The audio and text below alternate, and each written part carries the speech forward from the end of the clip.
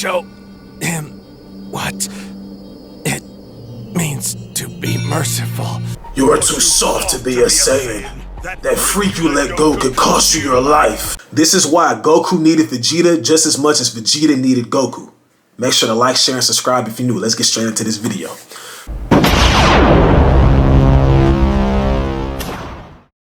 So, I'm pretty sure we're all aware of how Goku's the one who spared Vegeta's life in the first place, right? Vegeta's character development only happens because Goku allows him to leave. I'm pretty sure we're all aware of that, no? Well, now you know. If you don't know, now you know. You should be aware of that, though. With that happening, first time watching, I'm like, wait, Goku, what are you doing? Huh? No, this ain't the time. No, Goku, this is not the time to be the pure-hearted Saiyan. No. It's not the time. Kakarot, this is not the time. But he did it, and Vegeta, we all know, was going to come back and try to destroy them. He only went to Namek to get the Dragon Balls, which kind of took him away from going back to Earth, for that moment at least. You know what I'm saying? So, in my head, I'm like, okay, Goku showed him mercy, whatever. Then it turned out to be something. But Vegeta was right about Goku being too soft. He told him that on Namek, remember? You're too soft to be a Saiyan. That freak you let go could cost you your life. And then Goku said, nah, not him. He was like, he doesn't have to be stronger than you to beat you. He could take your kid hostage. These guys are ruthless savages, Kakarot, and they'll do anything to win the game. Goku still was thinking of being merciful to people. He tried to let Captain Ginyu go. He literally had the mindset of letting people go. Even when Vegeta killed Jace, he was literally trying, he literally was, why did you take it that far? Goku, you're literally in Captain Ginyu's body because you tried to let him go.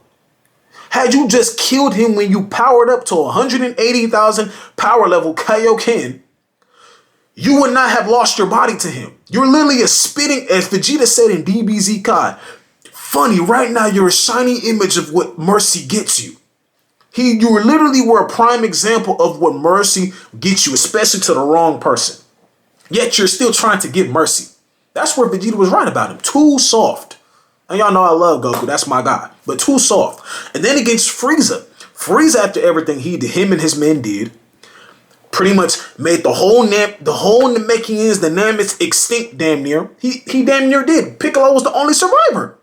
Dende was killed by him.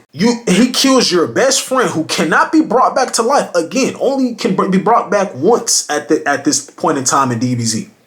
At that point that we knew. He can only be brought back once. He already died once. Krillin can't be brought back to life with the Dragon Balls a second time! He kills your friend. You unlock Super Saiyan. You go crazy. You furious. You showing no mercy. You whooping his ass. His bitch ass tried to destroy the whole planet because he getting his ass beat. It's kind of like when somebody getting their ass beat. They after you beat somebody up, they try to go shoot you weeks later. That's really what it was. Literally. You let him go to 100. You let him power up to 100% because that's the Saiyan pride in you. You want to see what he's really made of. That's that Saiyan pride in you, which I had no problem with, right? You know, you still end up doing what you do. You flew away to let him go because you felt or you believed you're coming at me with everything you've got and your power level is falling fast. The fact is, I don't see the point in fighting you anymore. You got surpassed by a pure monkey. He felt that Frieza's pride was shot and that was good enough for him. Fuck your dead friend. That's literally what you said. Fuck your dead friend. Literally, that's literally what you said, Goku. I didn't agree with that. Then you flew away. Then you tried to give him mercy. He tried to kill you. Again. Then the whole planet blows up. Frieza's still alive. He goes to Earth. That is because of your actions, because you did not destroy him. You did the angry Kamehameha at the end, but that didn't kill him. You should have killed him right then and there and destroyed him right then and there in front of your face. Because then he went to Earth. He healed up. His dad came and found him in space, put the metal mecha Frieza. Then he went to Earth. Then Trunks had to show up and save the day. Goku said he had instant transmission at his disposal. He was going to use it. Then he sensed Trunks' energy. Then he said, oh, well, or he sent somebody's energy and destroyed Frieza. He just, oh, never mind. I'm just going to take my time now. But still, though, that Vegeta was trying to tell you you're too soft as a Saiyan. These are mistakes. The Red Ribbon Army is literally, Dr. Gero survived because of you. Trunks even told you that. He say, I know you're a nice guy, but that's a fight you're going to wish that you finished. Because everybody's not going to take mercy and run with it. Vegeta didn't even run with it until very months and like years and years later.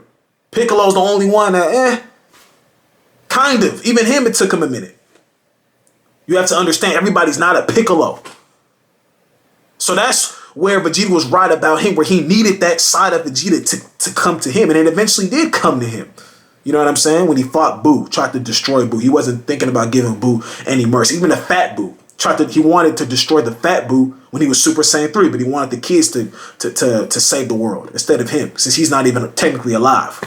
Destroyed Kid Buu, even though he wanted Kid Buu and did get Kid Buu to come back as a good person so they could fight, but he wasn't about to give that Kid Buu a chance to live. You know what I mean? Like, no, that wasn't gonna happen. You know, he ended up destroying Frieza after Frieza destroyed the planet, and Super didn't give him any mercy. You know what I'm saying? He even learned from that. Like, I can't give certain people mercy. So he learned from Vegeta later on. So that's why it was very vital that Vegeta stayed in the series. But this is also where Vegeta learned from him.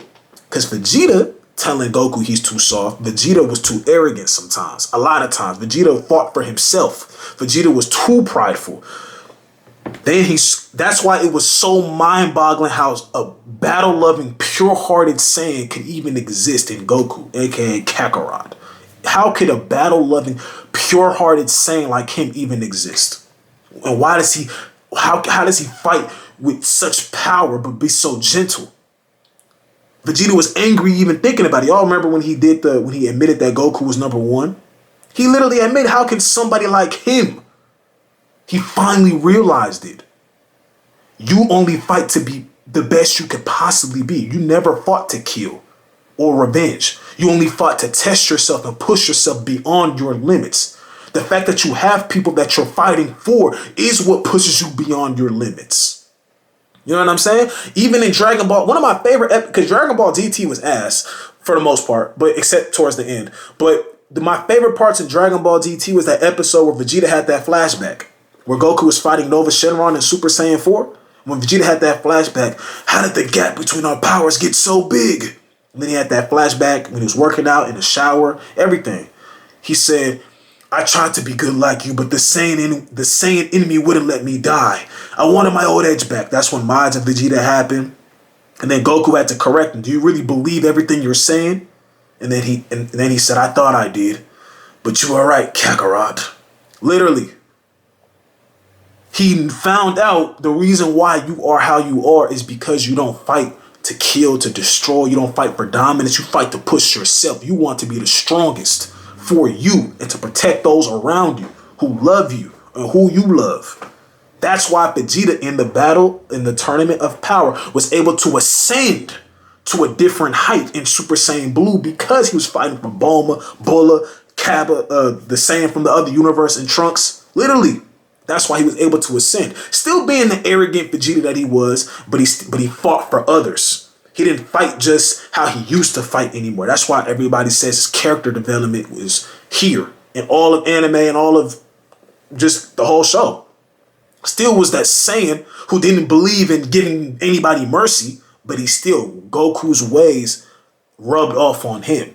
And Vegeta's ways rubbed off on Goku to an extent on both ends. Goku still wasn't always trying to just destroy people without thinking.